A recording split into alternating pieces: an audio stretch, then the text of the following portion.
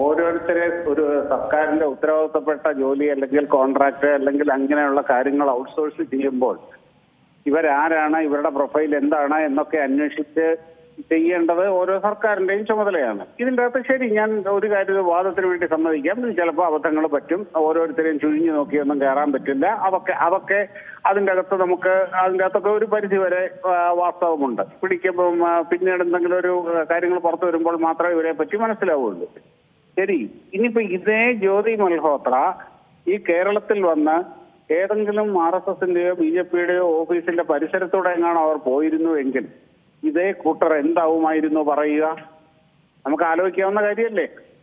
ഇവർ ഇവിടെ വന്ന് ഏതെങ്കിലും BJPയുടെയോ RSSന്റെയോ ആരുടെയെങ്കിലും നേതാക്കന്മാരെയോ സംഘപരിവാർ നേതാക്കന്മാരെയോ ആരെയെങ്കിലും ഒന്ന് കണ്ടിരുന്നെങ്കിൽ, 5 മിനിറ്റ് ഹായ് പറഞ്ഞിരുന്നുവെങ്കിൽ, അല്ലെങ്കിൽ അവരുടെ കൂടെ നിന്നങ്ങനെ ഒരു സെൽഫി എടുത്തിരുന്നെങ്കിൽ എന്തായിരിക്കും ഇതേ ആൾക്കാർ പറയുക?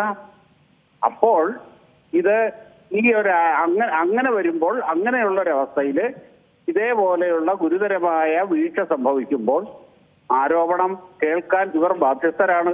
അതിന് ഞങ്ങൾ അറിഞ്ഞില്ല, ഞങ്ങളൊന്നും അറിഞ്ഞില്ലേ, അത് ഇപ്പോഴല്ലേ അറിയുന്നത്, ഞങ്ങൾ മനഃപൂർവ്വം ഇതൊക്കെ ചെയ്യുവോ, ഇങ്ങനെയുള്ള വിലാപങ്ങൾക്കൊന്നും കാര്യമൊന്നുമില്ല. ഇവിടെ എല്ലാ കാര്യങ്ങളിലും 100% രാഷ്ട്രീയമായിട്ട് മാത്രം കാണുമ്പോൾ, സർക്കാരും ഭരിക്കുന്ന പാർട്ടിയും കാണുമ്പോൾ തിരിച്ചവരെയും അങ്ങനെ തന്നെ വിലയിരുത്താൻ കഴിയുകയുള്ളൂ.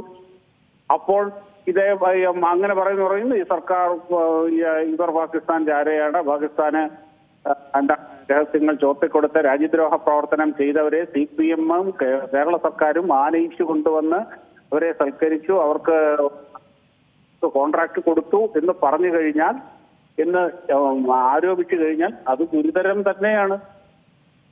യാതൊരു സംശയമില്ലാത്ത കാര്യവും അത് വളരെ ഗുരുതരമായ ആരോപണമാണ്. അല്ലെങ്കിൽ അതുപോലെയുള്ള രാഷ്ട്രീയ പക്വത ഇവരും കാണിക്കണമായിരുന്നു. ഇവരത് കാണിച്ചിട്ടില്ലല്ലോ. ഇവർ ഒരിക്കലും അത് ചെയ്യില്ലല്ലോ. എന്തെങ്കിലും കിട്ടുന്ന ഏത് പഴുതിൽ കൂടെയും സംഘപരിവാറിനെയും കേന്ദ്ര ഗവൺമെന്റിനെയും ആക്രമിക്കാനും വളരെ നിസ്സാരമായ കാര്യങ്ങളിൽ പോലും പച്ച നുണ പറഞ്ഞ് കള്ളം പ്രചരിപ്പിക്കാനും ശ്രമിക്കുന്ന ഇവർക്ക് ഇതുപോലെയുള്ള ഗുരുതരമായ ഒരു പ്രശ്നം വരുമ്പോൾ അതിൽ നിന്ന് അവർക്ക് ഒളിച്ചോടാൻ പറ്റില്ല. അവരതിന് മറുപടി പറഞ്ഞേ പറ്റുള്ളൂ. അതിന് ഇപ്പോൾ മുഹമ്മദ് റിയാസ് ഇപ്പൊ കാണിക്കുന്ന ഈ വാചകമണിയിലും അല്ലെങ്കിൽ നെഞ്ചത്തടിച്ച് കരച്ചിലും ഒന്നും നമുക്ക് അത് ഒതുങ്ങുന്ന കാര്യമല്ല. അവരിതിന് മറുപടി പറഞ്ഞേ പറ്റുള്ളൂ. അത്രയുള്ളൂ. അതാണ് എനിക്ക് പറയേണ്ടത്. ശിവപ്രസാദ്, ഒരു സംശയം. അതായത് നേരത്തെ കോൺഗ്രസ് പ്രതിനിധിയോട് സംസാരിച്ചപ്പോൾ പറഞ്ഞത് ഇത് ശ്രദ്ധ തിരിക്കാനുള്ള സ്ഥിരമായുള്ള CPM-ന്റെ അടവാണ്. നിലവിൽ രാഷ്ട്രീയ കേരളവും ചർച്ച ചെയ്തുകൊണ്ടിരിക്കുന്നത് ആരോഗ്യ കേരളത്തിൽ അല്ലെങ്കിൽ ആരോഗ്യ മേഖലയിൽ സംഭവിച്ച ആ ഒരു പ്രശ്നത്തെക്കുറിച്ചാണ്. അതിൽ നിന്നും ഒക്കെ വ്യതിചലിപ്പിക്കാനായുള്ള ചില തന്ത്രങ്ങൾ മാത്രമാണെന്നാണ് കോൺഗ്രസിന്റെ വാദം ഇക്കാര്യത്തിൽ. തീർച്ചയായിട്ടും അല്ല, അത് കോൺഗ്രസിന്റെ ആ വാദത്തിന് എനിക്ക് യോജിപ്പുണ്ട്. എന്താണെന്ന് വെച്ച് കഴിഞ്ഞാൽ അതിൻ്റെ തീർച്ചയായും കാര്യം വളരെ വളരെ ജെന്യുവിനായിട്ടുള്ള അതീവ ഗുരുതരമായ ഒരവസ്ഥ കേരളം നേരിട്ടുകൊണ്ടിരിക്കുകയാണ്.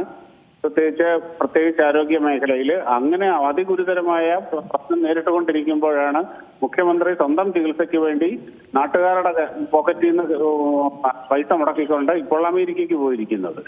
അതത്ര നിസ്സാരമായ ഒരു കാര്യമൊന്നുമല്ല. അപ്പോൾ മുഖ്യമന്ത്രിക്ക് ഈ നാട്ടിൽ ലഭിക്കാത്ത ചികിത്സ ലഭിക്കാത്ത എന്ത് രോഗമാണ് മുഖ്യമന്ത്രിക്കുള്ളത്? അല്ലെങ്കിൽ ഇത് മുഖ്യമന്ത്രിക്ക് വന്ന ഇതേ രോഗമുള്ള ഇവിടുത്തെ സാധാരണ ജനങ്ങൾ എന്ത് ചെയ്യണം? ഇതൊക്കെയുള്ള പ്രശ്നമാണ്. അപ്പോൾ ആരുടെ ജീവനാണ് ഇവിടെ വിലയുള്ളത് എന്നുള്ളതൊക്കെ വലിയ വലിയ വലിയ ചോദ്യങ്ങളാണത്. അവർക്ക് ആ ചോദ്യങ്ങളിൽ നിന്ന് ഒളിച്ചോടാൻ പാടില്ല, ഒളിച്ചോടാൻ പറ്റില്ല. അപ്പം വേറൊരു ഇങ്ങനെയുള്ള കാര്യങ്ങളിൽ കൂടെ ഗുരുതരമായ പ്രശ്നങ്ങളിൽ നിന്ന് ശ്രദ്ധ തിരിച്ചു വിടുക എന്നുള്ളത് എന്നും CPM-ഉം കോൺഗ്രസും ഒക്കെ എടുത്തിട്ടുള്ള തന്ത്രങ്ങളാണത്. തീർച്ചയായിട്ടും നമുക്ക് ഇതിനെ അങ്ങനെയും വിചാരിക്കാൻ കഴിയും. ഏറ്റവും പുതിയ വാർത്തകളും വിശേഷങ്ങളും വിരൽ തുമ്പിലറിയാൻ Zee മലയാളം ന്യൂസ് എല്ലാ ഡിജിറ്റൽ പ്ലാറ്റ്ഫോമുകളിലും ലഭ്യം.